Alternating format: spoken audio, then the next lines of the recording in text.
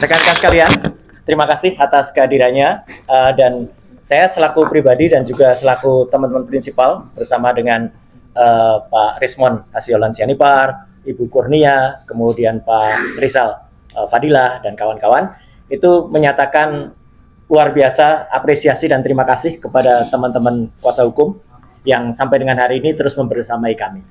Saya ingin menambahkan sedikit tentang tanggapan kemarin ya dari kuasa hukum Saudara Joko Widodo. Jadi kalau saya mengistilahkan yang saya tulis hari ini logika Sri Mulat. Logika Sri Mulat itu artinya kita tertawakan saja. Ya, karena Sri Mulat itu selalu kalau mau sein belok kanan tuh seinnya kiri. Ya, kalau bilang sesuatu yang bahaya itu bahaya.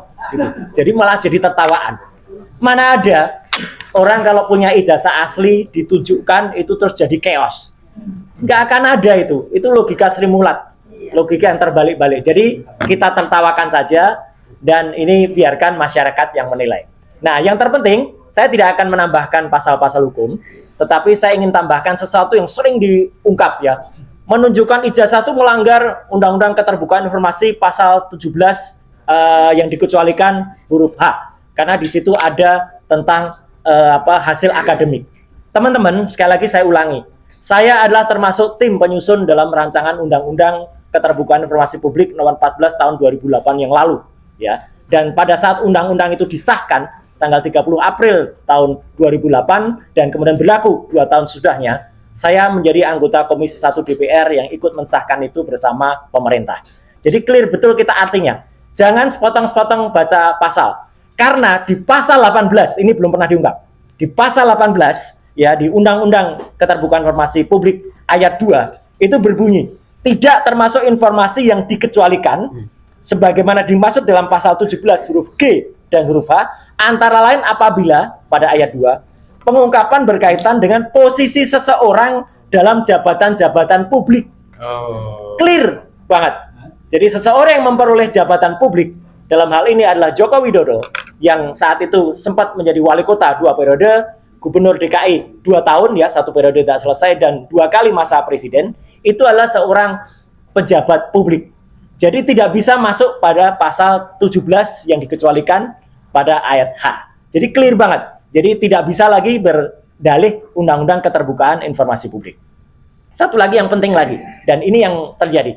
Mohon maaf Pak Rismon hari ini tidak atau belum bisa membersamai karena Pak Rismon selain tadi mendapatkan statement yang sangat bagus sekali dari terima kasih atas bantuan Pak Insinyur Kasmujo. Pak Kasmujo sendiri dalam keterbatasannya, kemarin waktunya sangat singkat ya, videonya sudah banyak beredar, mengatakan selain dia itu atau beliau itu bukan dosen pembimbing skripsi dan bukan dosen pembimbing akademik, beliau itu usianya kalau untuk membimbing itu harus yang di atas 50 tahun. Dan beliau mengatakan waktu itu masih asdos, masih asisten dosen. Gelarnya juga masih Bachelor Science atau BSc. Jadi memang belum bisa. Jadi ini sekaligus mematahkan betul statement Jokowi pada saat dia tanggal 19 Desember tahun 2017 di Fakultas Kehutanan yang mengajak Pak Kasmujo ke depan. Pak Kasmujo jelas mengatakan itu salah. Itu salah. Ya gitu. Jadi clear banget. Kemudian yang kedua, temuan menarik lainnya adalah Jokowi kemarin juga beberapa yang lalu ketika diwawancara wartawan di Solo juga mengatakan KKN-nya adalah pada tahun 1985 awal. Padahal sudah terjadi, maaf ini, mungkin pengkodisian di desa KKN-nya, yaitu di Segoro ya, Wonosegoro yang ada di Boyolali, bahwa waktu itu dikatakan tahun 83. Jadi orang tuh disetting ngomong 83 semuanya di sana, termasuk Ibu Lurah di situ. Padahal itu hanya katanya. Jadi Ibu Lurah tuh katanya dulu ada petugas fotokopi ngantar orang pakai kacamata, naik Vespa, ambil gitar. Mana ada orang mau mengantarkan sejauh puluhan kilometer dari Boyolali ke Solo atau ke Jogja, kita nggak tahu, ngambil gitar dan hanya diingat kacamata. Padahal kan kita tahu siapa yang pakai kacamata itu banyak sekali. Dan pada rekaman itu banyak beredar. Selalu beliau menyebut yang KKN di sini adalah Satya Wacana dan UNS. Tidak pernah tersebut kata-kata UGM. Ya, jadi perhatikan kalau ada kayak gitu. Dan ini sudah terjadi hoax yang berlebihan di ternak-ternak Mulyono yang mengatakan respon malu dipermalukan desa ternyata enggak. Jelas betul bahwa itu tidak membuktikan apa-apa. Temuan paling terbaru kemarin, hari ini pagi tadi, tim sampai ke redaksi KR dan kedaulatan rakyat dan sampai ke perpustakaan daerah DI. Yang menarik apa? Kami menemukan bandel KR edisi tahun 1980. Tapi yang jahat, tim tidak menemukan edisi koran bulan Juni, Juli, Agustus khusus itu. Dikatakan ini di mana? Diambil Pak kemarin sama Bareskrim.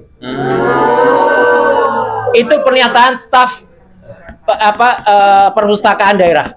Ya, ada YouTube-nya, ada beredar. Jadi tahun 80, Januari, Februari, Maret, April, Mei ada.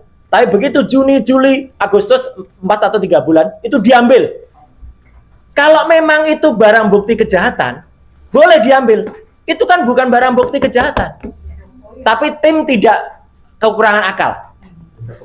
Ketika cek, saya tanya, cari koran edisi setahun sebelumnya.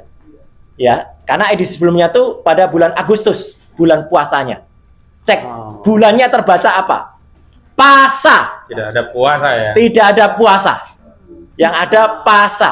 Dan cari cek kedaulatan rakyat edisi sekarang. Semua terbaca pasa. Mesinnya kan sama ya. Jadi kalau misalnya nanti, karena ada yang berusaha diedarkan, itu puasa, maka kami akan mempertanyakan. Karena kalau itu hanya digital, kami tidak akan terima. Kami harus terima bukti analognya. Dan kemana bundel koran milik perpustakaan daerah DIY, yang itu hak rakyat, kok dibawa oleh petugas? Ya, ini jahat sekali. Ya, jahat sekali. Saya kira itu dulu, ya, karena akan ada rencana pertemuan besok sama lusa untuk seorang mystery guest yang sangat bagus oleh tim di daerah DIY, yang itu nanti akan saya kejutan lagi lah nanti. Kejutan lagi. Saya sengaja ada standby di Jakarta karena kami selalu TikTok, kami selalu kontak dan kami selalu update. Terima kasih sekali lagi kehadirannya rekan-rekan sekalian dan semoga ini membantu penyemangat kita untuk tim advokasi baik litigasi maupun non litigasi. Terima kasih. Wassalamualaikum warahmatullahi wabarakatuh. Ya, baik teman-teman. Ini benar-benar asli kejutan. Ada tambahan? Cukup? Ada pertanyaan? Kalau tidak ada, ke pembacaan pernyataan sikap Pak Aceh. Ini jangan geserin lagi ya. Nah, geser lagi. Geser lagi. Mic dulu ini yang penting. Mic dulu ini ditakuti terang meriah. Iya, disebut-sebut. Selalu ada mic dulu.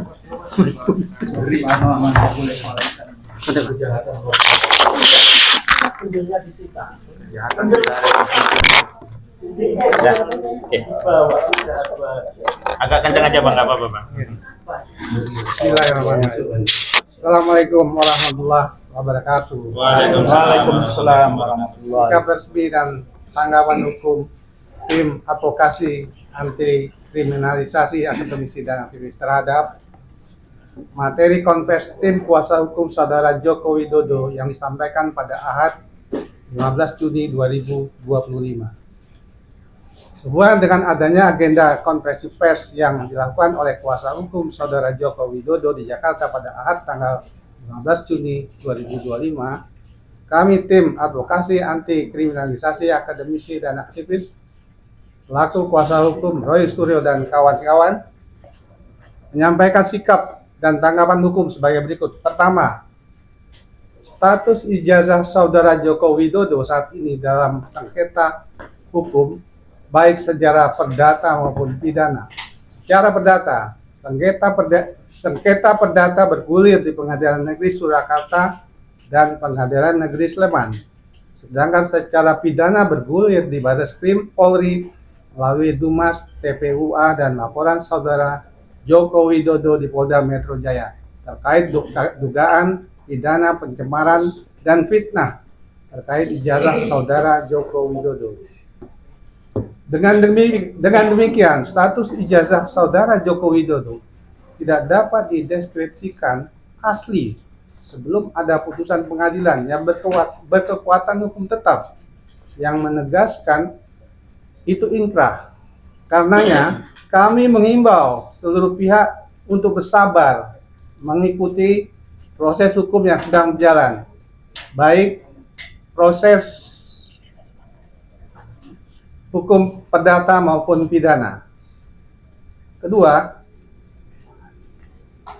proses penyelidikan perkara Dumas berdasarkan laporan TPUA tanggal 6 Desember 2024 yang ditingkatkan menjadi laporan informasi nomor LI-29-4 Romawi /Res /1.24/2025 Dittipidum tanggal 9 April 2025 atas nama pengadu Profesor Dr. Egy Sujana SH MSI, dan kemudian diterbitkan surat perintah penyelidikan nomor SP Lidik /1007 /4 Romawi /Res /1.24/2025 Dittipidum tanggal 10 April 2025 belum sepenuhnya tuntas karena belum melibatkan pihak pengadu, ahli, dan kontrol masyarakat yang menjamin proses yang dilakukan Barreskrim Polri transparan, kredibel, dan akuntabel. Mengenai hal ini, Kapolri Jenderal Polisi Listio Sigit Prabowo juga telah berjanji akan melibatkan pengawas eksternal untuk menangani kasus ini. Tujuannya agar publik bisa memberikan dukungan dan kepercayaan pada institusi Polri dalam menangani perkara tersebut.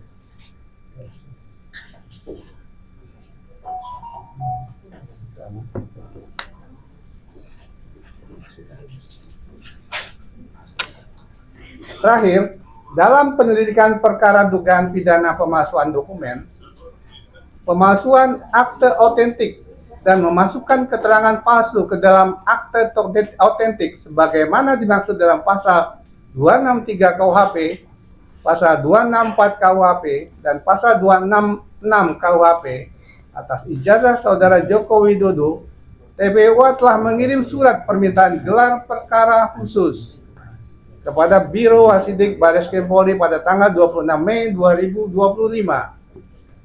Atas surat permintaan dimaksud, Biro Wasidik Barreskrim Polri menerbitkan surat nomor B-1162-4 Romawi /Res /7.5/2025 Barreskrim tanggal 4 Juni 2025 perihal surat pemberitahuan perkembangan perkara Dumas, di mana dalam poin kedua disebutkan bahwa Biro Wasidik Barreskrim Polri telah menerima surat pengaduan saudara dan akan ditindaklanjuti sesuai ketentuan peraturan perundang-undangan yang berlaku. 3. Perkara dugaan tindak pidana pencemaran dan fitnah sebagaimana dimaksud dalam pasal 310 KUHP, pasal 311 KUHP, dan pasal 27A Undang-Undang ITE yang dilaporkan Saudara Joko Widodo pada Polda Metro Jaya dengan nomor LP-B-2831-4 Romawi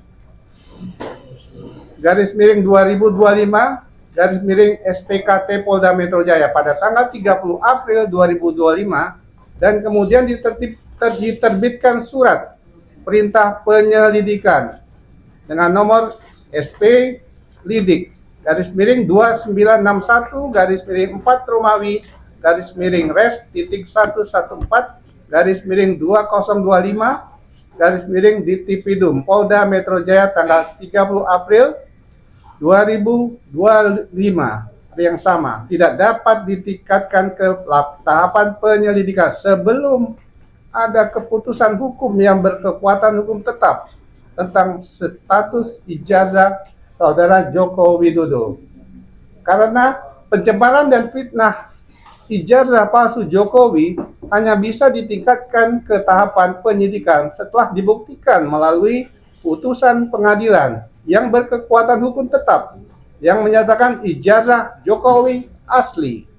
Karena itu, kami menghimbau kepada penyidik Polda Metro Jaya dan pihak-pihak yang berkepentingan untuk menghormati proses hukum pidana di Barreskrim yang sedang proses untuk dilakukan gelar perkara khusus dan proses perdata di Pengadilan Negeri Surakarta dan Pengadilan Negeri Sleman. Penyidik Polda Metro Jaya tidak perlu menuruti keinginan kuasa hukum Jokowi yang meminta laporan kliennya ditingkatkan ke tahapan penyidikan.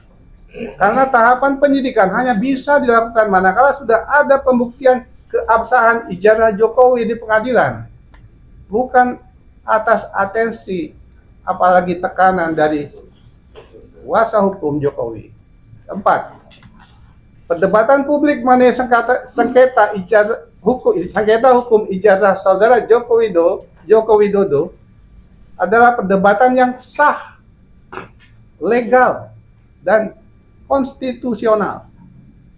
Tindakan pihak-pihak yang memframing seolah-olah masyarakat dilarang berdiskusi mengenai kasus ijazah palsu Jokowi dengan narasi ancaman sebagai fitnah, provokasi, memecah belah, kebencian, hoax, dan lain-lain adalah tindakan yang tidak etis, tidak beradab, dan tidak bermartabat karena hanya mengedarkan ancaman dan ketakutan di tengah masyarakat dan merupakan tindakan yang tidak sah, ilegal, dan inkonstitusional. Kelima, sejatinya perkara dugaan ijazah palsu saudara Joko Widodo bisa segera tuntas manakala saudara Joko Widodo memiliki sikap negarawan sebagai tokoh bangsa, segera menunjukkan aslinya kepada publik. Sikap kekeh saudara Joko Widodo yang tidak kunjung menunjukkan ijazahnya makin menguatkan keyakinan publik bahwa ijazah saudara Joko Widodo memang bermasalah. Terakhir, politisi PDIP yang juga mantan staf KSP Beter Suryadi menyampaikan informasi yang sangat mencengangkan. Dalam rilis yang banyak beredar di media, Beter Suryadi menyebut ijazah saudara Joko Widodo merupakan produk Pramuka Salemba dan menyebut saudara Andi Wijoyanto, mantan Gubernur Bappenas, mengetahui adanya masalah pada dokumen ijazah saudara Joko Widodo. Demikian tanggapan hukum disampaikan. Terima kasih. Jakarta, 16 Juni 2025. Tertanda Petrus Salistinus, Koordinator Litigasi, Ahmad Hojinuddin, Koordinator Non-Litigasi. Assalamualaikum warahmatullahi wabarakatuh. Waalaikumsalam. Terima kasih Pak. Ada tambahan sedikit dulu? Cukup?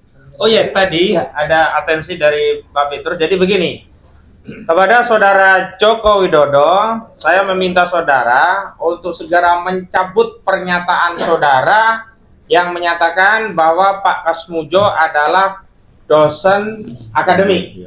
Karena berdasarkan wawancara Rismon Sianipar sudah ditegaskan bahwa Pak Kasmujo bukan dosen pembimbing, juga bukan dosen akademik.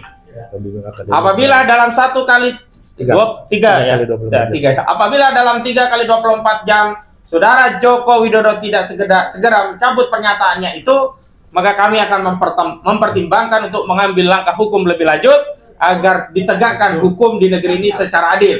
Karena selama ini kalau rakyat hoax sedikit saja langsung dilaporin, langsung ditangkap. Kita ada juga tweetnya. Kita akan buktikan bahwa negara ini adalah negara hukum, tidak pandang bulu, semua kedudukannya di hadapan hukum adalah sama. Tapi jika saudara Joko Widodo dalam 3 kali 24 jam segera menganulir pernyataannya, maka tindakan kami akan menjadikan itu sebagai bukti bahwa saudara Joko Widodo memang berbohong sehingga layak masyarakat mempertanyakan keabsahan ijazahnya. Demikian, Assalamualaikum warahmatullahi wabarakatuh. Baik teman-teman sekalian, saya simpulkan 2 hal ya. Pertama, bahwa soal kasihan itu sampai detik ini itu belum ada. Secara hukum itu tidak ada gitu ya. Jadi ketika menyebut bahwa wawancaranya ijazah Jokowi sudah selesai, itu belum gitu ya. Yang kedua adalah soal pernyataan Chaos. Itu tidak akan mungkin karena dan tidak akan terjadi. Ini pidana. Orang per orang yang melakukan kejahatan itu. Tidak ada urusan orang lain, gitu ya. Itu clear. Saya kira teman-teman kalau ada pertanyaan nanti silakan saja kepada para tim hukum dan prinsipal bertanya. Kalau ada ingin mau diklarifikasi dan lain-lain. Kita akhiri dulu diskusi kita sekarang ini. Sekali lagi jumpa kita gitu ya. Sekali lagi terima kasih atas kehadiran semua teman-teman di belakang. Yang pasti adalah kita semua menanti. Jadi kita benar-benar sekarang ini adalah asli menanti kebenaran. Oke? Kita menanti kebenaran dan kebenaran itu harus lahir dari kejujuran. Oke? Sekian, assalamualaikum warahmatullahi wabarakatuh. Waalaikumsalam warahmatullahi wabarakatuh. Jangan dipertontonkan lagi kekerasan seperti yang diterima oleh sahabat kita Mbak Mano. Ya. Itu Bu Meno tuh kemarin saya lihat perjuangannya tapi dihadapkan dengan kekerasan aparat. Luar biasa. Masalah Gibran tuh Bang berarti. Ya. Oke ya. Kenapa, Pak? Terima kasih. Masalah Gibran. Bukan Gibran. Semua ini nanti akan dipermasalahkan. Ini dinasti ini. Ini dinasti. Bang, jadi pembimbing skripsinya Pak Jokowi siapa, Pak? Jadi dinasti ini tidak pantas dicontoh. Satu, dua, tiga. Ah, ini barusan dikenal. Bang, yang pulau dong, Bang. Nah, pulaunya ada di baliknya dia. Ya, Oke, teman-teman, makasih ya.